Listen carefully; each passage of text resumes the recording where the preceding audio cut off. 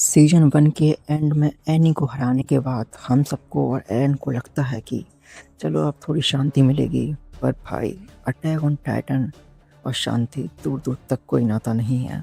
Any तो अपने आप को एक क्रिस्टल में कैद कर लेती है, लेकिन असली खतरा तो उन दीवारों से है जो इंसानों को आज तक बचा कर रखती थीं। दीवार का एक हिस्सा टूटता है और उसके अंदर से झांकता है एक जिंदा टाइटन। वहाँ मौजूद हर इंसान का दिमाग घूम जाता है।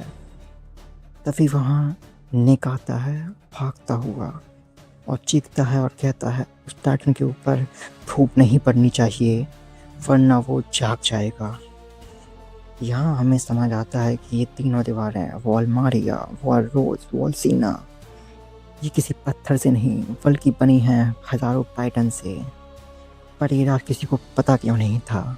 लेकिन इससे पहले हांजे निक से और कुछ उगलवा पाती, एक और भयानक खबर आती है। वॉल रोज के अंदर टाइटन घुस चुके हैं। इसका मतलब है दीवार टूट चुकी है और इंसान अब कहीं भी सेफ नहीं है। 104 कैडेट क्रॉप के नए सोल्जर्स, जिनके पास उनका ओडियम गियर भी नहीं था, उन्हें बिना हथियारों के अलग अलग गाँव में भेजा जाता है ताकि वो लोगों को बता सकें कि उन्हें भागना है।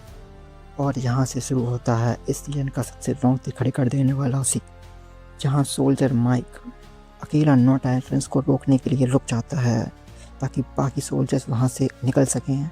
माइक बड़ी आसानी से ही 5 टाइटन्स को मार गिराता है और तभी एंट्री होती है एक 17 मीटर लंबे, पूरी तरह बालों से ढके हुए एक अजीब टाइटन की, जो बंदर की तरह दिखता है या फिर मान लो एक कोयला की तरह। ये था द बीस्ट टाइटन। माइक के घोड़े को उठाता है और सीधा माइक के ऊपर फेंक देता है। माइक ज़मीन पर गिरता है। एक छोटा टाइटन उसकी टांग चबाने लगता है, लेकिन तभी वो बीस्ट टाइटन अपने हाथ आगे बढ़ाता है और कहता है रुको। हाँ दोस्तों, आपने सही सुना, एक टाइटन ने इंसानों की भाषा में बात की। वो बीस्ट टाइटन माइक से पूछता है, ये उड़ने वाला खिलौना जो तुमने पहन रखा है, आखिर ये है कि और कैसे काम करता है? माइक डर के मारे एक शब्द भी नहीं बोल पाता। बीस्ट टाइटन उसका ओडियम गियर छीन लेता है और बाकी टाइटन्स को आदेश देता है, अब तुम लोग मूव कर सकते हो, जो करना है वो करो। और उसके बाद माइक की जो दर्दनाक चीखें निकलती हैं जब वो टाइटन्स उसे जिंदा खाते हैं, वो सुनकर किसी के भी रोंगटे खड़े हो सकते हैं। एक तरफ हमें इंसानों के सबसे ताकतवर सोल्जर में से एक को इतनी बेरहमी से मरते हुए दिखाया जाता है। दूसरी तरफ साशा और कोनी अपने अपने गांव की तरफ भाग रहे थे, ये सोचकर कि क्या उनके परिवार वाले जिंदा होंगे। साशा अपने गांव पहुंचती है जो पूरी तरह बर्बाद हो चुका था। वहां एक टाइटन एक औरत को जिंदा चबा रहा था और उसकी छोटी सी बच्ची वहीं डरी सहमी बैठी थी। साशा उसके पास पहुंचती है, पर उसके पास गियर नहीं था, बस एक कुल्हाड़ी थी और तीर कमान था। और उसने बिना कुछ सोचे उस टाइटन पर हमला कर दिया। उसकी आंखों में तीर मारने और उस बच्ची को बचाने के लिए यहाँ हमें साशा का एक नया रूप दिखता है, जो बहुत बहादुरी से टाइटन का सामना करता है और बच्ची को बचा लेता है। लेकिन जब कोनी अपने गांव पहुंचता है तो वहाँ का मंजर बिल्कुल अलग था। गांव पूरी तरह से सुनसान था। वहाँ सब टूटा फूटा था, पर वहाँ किसी इंसान की लाश नहीं थी, ना ही खून का एक निशान, जैसे सब हवा में गायब हो गए हों। लेकिन सबसे अजीब बात थी कि कोनी जब अपने घर पर जाता है तो वो देखता है उसके घर टूट चुका है। उसके ऊपर एक टाइटन गिरा हुआ है जिसके हाथ इतने पतले हैं कि वो चल भी नहीं सकता। तो वो टाइटन वहाँ पहुँचा कैसे?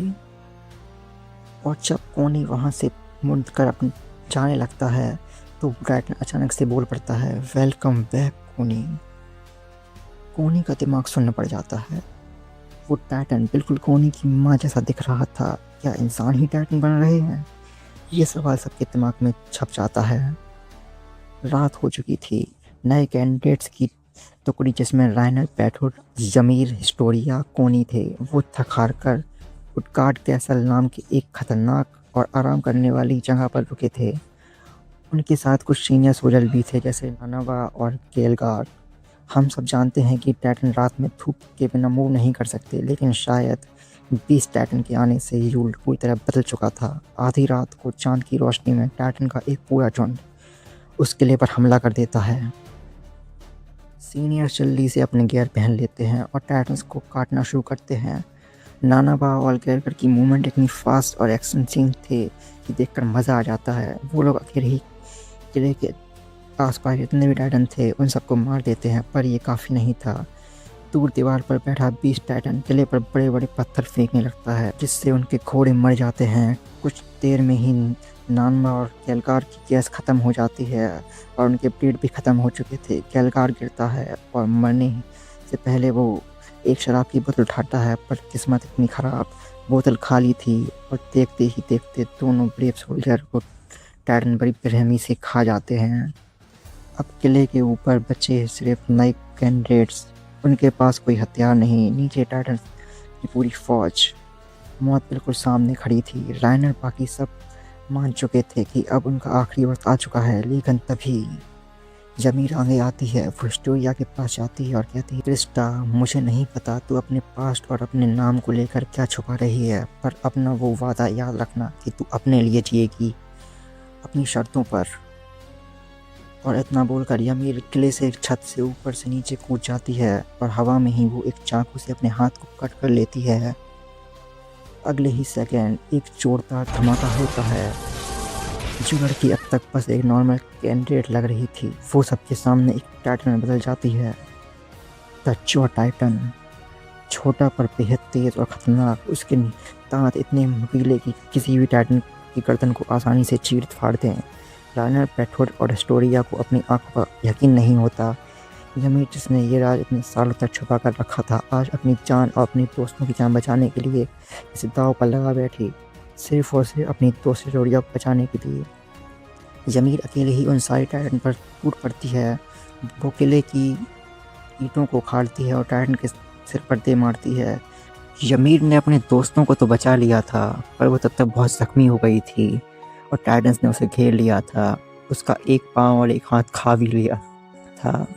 पर तब वहाँ एंट्री होती है स्कारलेट रेजिमेंट की, जिसमें थे हांजे, एरन और मिकासा, जो बाकी टाइटन्स को मार देते हैं और सबको बचा लेते हैं। पर उसके इस रूप ने एक बड़ा सवाल खड़ा कर दिया। आखिर यमीर टाइटन शिफ्टर में से एक है, तो क्या इनके बीच और भी टाइटन शिफ्टर छुपे हैं? क्या एरन, एनी और यमीर के अलावा भी कोई और भी है जो इनके साथ सोता है, बैठता है, खाता है और इन्हें धोखा दे रहा है? इसका जवाब मिलेगा नेक्स्ट वीडियो में। और मैं गारंटी देता हूँ दोस्तों, अगले पार्ट में जो धोखा मैं आपको दिखाऊंगा वो एंड मिस्ट्री का सबसे बड़ा आइकॉनिक धोखा होगा। आपका दिमाग फट जाएगा। तो अगला पार्ट मिस नहीं करना चाहते हो तो अभी चैनल को सब्सक्राइब कर लो, नोटिफिकेशन बेल दबा दो। वीडियो बनाने में बहुत मेहनत लगती है, तो एक लाइक ज़रूर कर देना। मिलते हैं अगले पार्ट में। Thanks for watching guys.